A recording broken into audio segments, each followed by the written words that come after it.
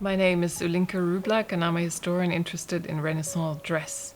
One of the details I noted that are really new in the 16th century are feather headdresses. So they're worn by men as much as women, and whereas in the 15th century you get an occasional feather that is attached to a hat, suddenly they're much more elaborate headdresses and many more feather makers who turn out to be a specialized craft.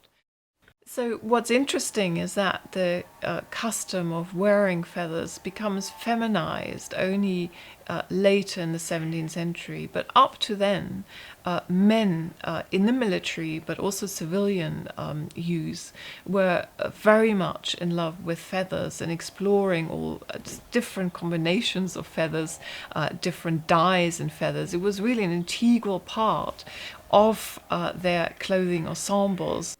The feathers obviously demand a lot of skill to be worked with, and that was what we investigated, but I wanted to go further. And so I cooperated with Jenny Tiramani, the head director of the School of Historical Dress, and wanted her to reconstruct the feather headdress worn by Matthäus Schwarz, an accountant of the Fugger merchant company in Augsburg in the 16th century, who left us this extraordinary sartorial autobiography.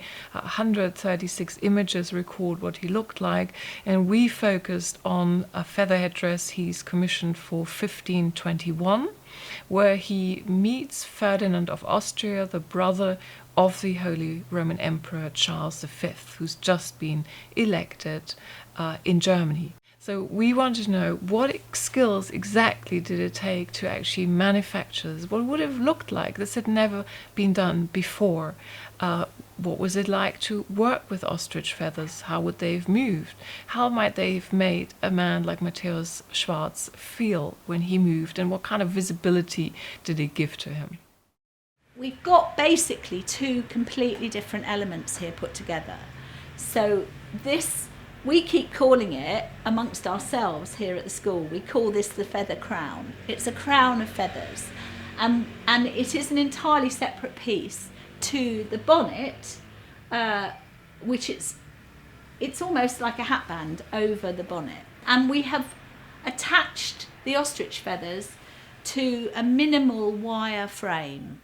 In the situation on the open field where he wore this, you'd be able to spot him half a mile away, because there wouldn't be anybody wearing an identical headdress. There's no depiction in the Book of Clothes of Matthäus Schwarz wearing this bonnet or this style of bonnet with a feather crown without armour on.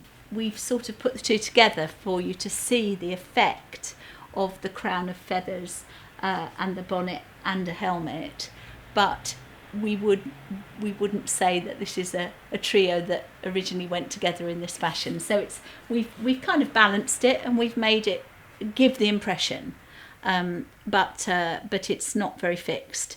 However, I think we would like Jack to try to move around just so that you can see the kind of three-dimensional space that this kind of headgear gives him, which really increases a person's the spectacle a person creates and a person's prominence in a landscape. So Jack, slowly, maybe you could just walk a couple of steps, turn round gently.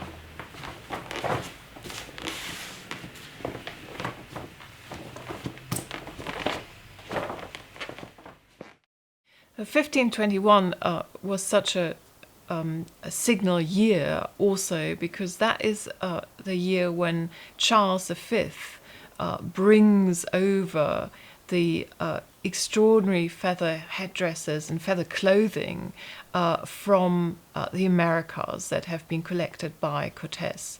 So Charles V gifts these to his sister, to other people who matter, so does Cortes. And an artist like Dürer saw these in Brussels in that same year, in 1521, and was absolutely amazed about the artistry involved. So we can see here that through the interest in the Americas, but also through the interest in the Ottoman Empire, and all these people who've really cultivated the feather arts as we now think of them, there's a real change in the perception of them as adornment. This is now really prized by those who are fashion leaders like Matthäus Schwarz as a subtle craft. And we can see through the way they had to be worked with and just what an ostrich feather looked like, why that notion of subtlety and ingenuity suggested itself so much.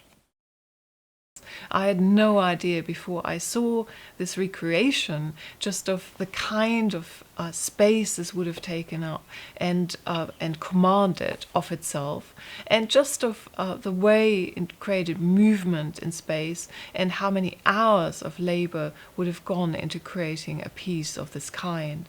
And that tells us just how important it was for men like Schwarz to invest in, how integral it was to their own sense of making a statement about themselves, positioning themselves socially, but also enjoying this new subtle craft.